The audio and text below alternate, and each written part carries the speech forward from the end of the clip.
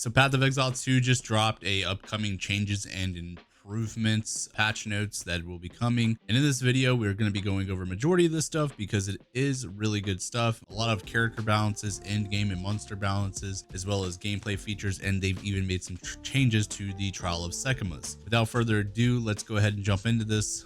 Starting with the gameplay features, like we mentioned last week, we'll be adding the capacity to fast travel between checkpoints within an area, as well as adding many more checkpoints to areas, generally at all entrances and exits to areas, meaning if you find these first, you'll be able to instantly travel to them to continue exploring. We'll be also making passive point respecking cheaper, especially at higher levels. It had a relatively aggressive curve, getting more expensive with character level. We have flattened that curve so it doesn't exponentially grow as much. This should generally result in approximately 40 to 50% less gold cost for respecking between the start and middle of in-game progression. Yeah, that respec for in-game higher levels was insanely expensive, so I'm so happy to see that. Moving on to Trial of Sekimus, or Trial of Sekima Balls, because this thing was an absolute nightmare for me and probably even more of a nightmare for console players. Players were finding Trial of Sekimus particularly frustrating in close range, so we've reworked how honor damage scales when in close range, as well as fixing an important bug that was causing players to take far too much honor damage from damage over time. Now see, I didn't even know this was a thing. I just thought I sucked. The little notes here say honor damage now scales down based on distance to enemies when in close range. You'll take 35% less honor damage, tapering off as you are further away from the monster. They fixed a bug where damage over time was dealing thrice as much damage as honor is intended, and fixed a bug where honor resistance was only applying to 2/3 of damage. This was confusing for us too. Wow. So math there, bro. The math wasn't mathin', apparently. You got skitter golems no longer use basic attacks, instead now just explode.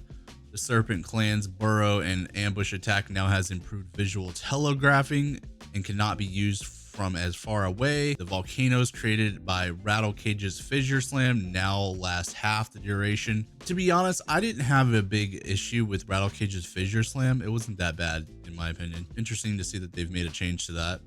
Now moving on to the in-game and monster balance. Generally, the balance in in-game maps were more punishing than intended, so we've toned down the damage in a number of ways and disabled a certain on-death effect where the telegraphing was not as clear as it should have been. Maps no longer have additional elemental resistance penalties inherently applied to tier 6 and tier 11 on higher maps. It is now consistent across the end game. Chaos damage now also scales less aggressively over the end game. And just a tip for anyone who's playing right now, and you do plan to get to end game in Path of Exile 2, you're going to need a lot of chaos resistance. Moving on here, critical strikes from monsters now deal 40% less bonus damage, lowered the baseline monster density of breach encounters primarily by reducing the frequency of the elite monsters appearing. Purple explosives created by the volatile plants modifier on rare monsters now deal significantly less damage. The Siphon's Flask charges modifier on monsters now drains 10 times less flasks charges per second. This was unintentionally draining way too many charges. These changes should generally result in an endgame that is much more survivable than before.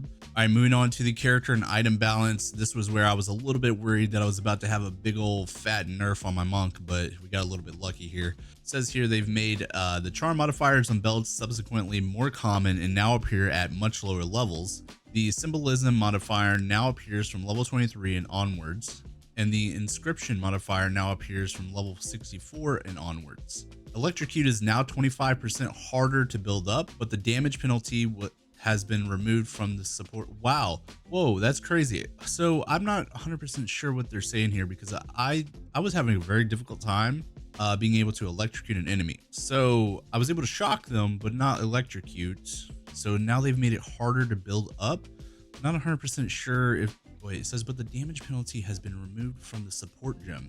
Wait, okay, so you need a support gem paired with using lightning abilities to electrocute an enemy. Is that how that works? Somebody in the comments, let me know if that's how that works. But I just assume that if you shock an enemy enough times, you eventually electrocute them, similar to how if you deal enough cold damage, you freeze an enemy. But you need a support gem to electrocute an enemy?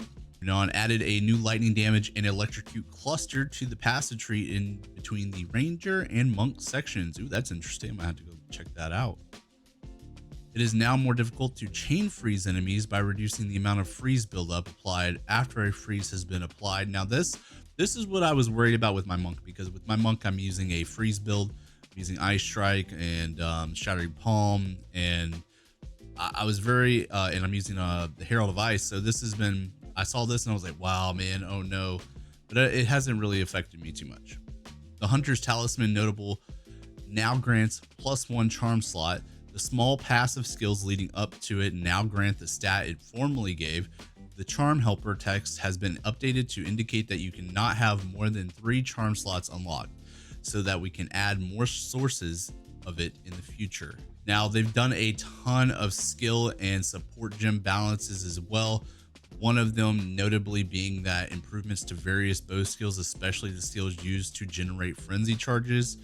They've made a bunch of improvements to those, improvements to the rolling slam and shield skills in the mace section, a ton of improvements to the bone spells and chaos damage over time spells on the occult section, a ton of improvements to the various crossbow skills, especially those at the higher tiers, and improvements to the underachieving quarterstaff abilities. There are some notable nerfs though as well. The skeleton arsonist spirit cost now match the other 2 skeleton mages.